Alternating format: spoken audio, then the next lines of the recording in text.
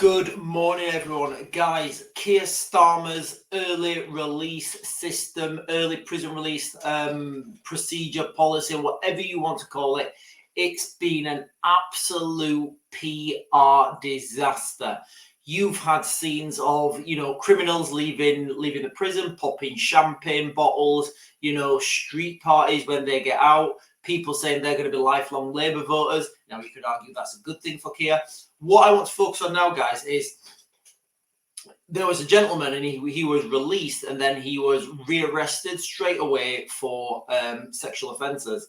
Now, the media have kind of put this on, they've kind of misrepresented this. What actually happened was he got released and then literally straight away there was police waiting for him. So the media's headlines, the media's wording makes it sound like he was released and then he ran off and he was like, oh, sexual offences.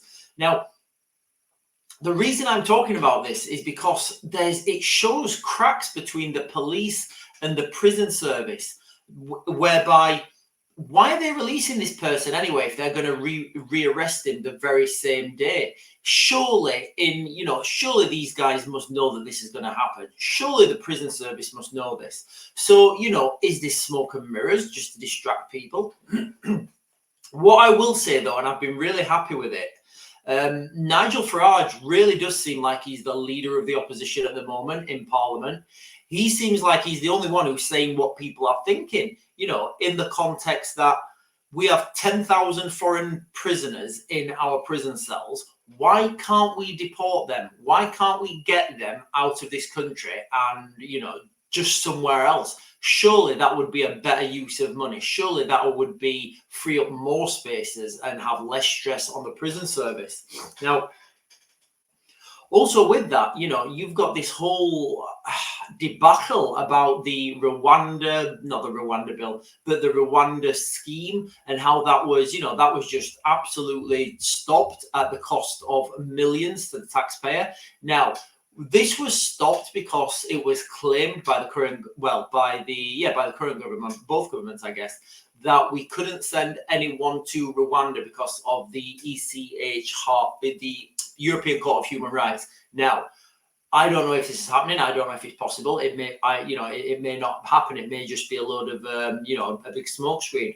But it looks increasingly likely that the Germans are going to start to send migrants from their country to Rwanda. So is the UK now funding German migrants to go to Rwanda? Guys, if it was because of the ECHR, European Court of Human Rights, then why is it that Germany can do that and the United Kingdom can't?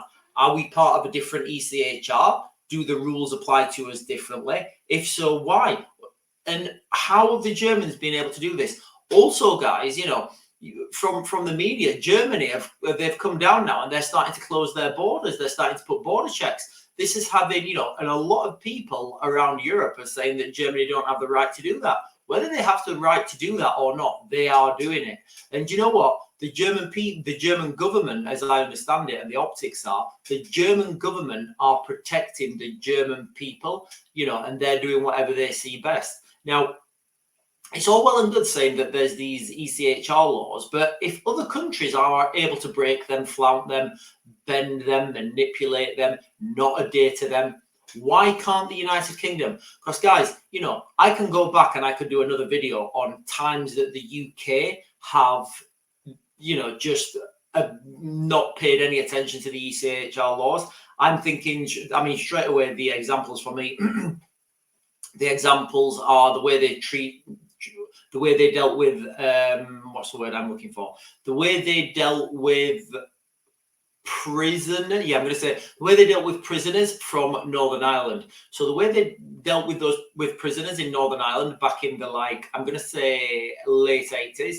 that was directly against the European Court of Human Rights. Now, if they can flout the rules when they decide to do it, the terrifying question, guys, and this is terrifying, is why aren't they doing that now when we clearly have a clear and present danger?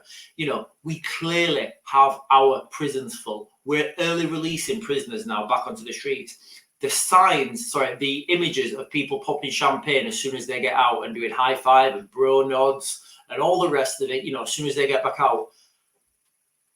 Paradoxically contextualize that now. You've got people doing serious time in those prisons for online posts, for, writing things online and voicing their opinions. Yes, I agree. Some of those opinions were absolutely disgusting. Some of the things that they were calling for, it was disgusting. But that's just it, guys. They were putting things online. These are real criminals who've done real offences who are getting out early. Now, it's absolutely insane that we're in this part of our history. It's absolutely insane that we can see a precedence now that we don't need to abide by the ECHR because, Germany's not doing it. We don't need to, we don't need to have open borders because Germany's closing the open borders. Guys, I've said this and I'll say it till I'm blue in the face. We don't need any new laws to stop the boats coming. Again, I think Farage alluded to it yesterday in his comments, yesterday in his speech.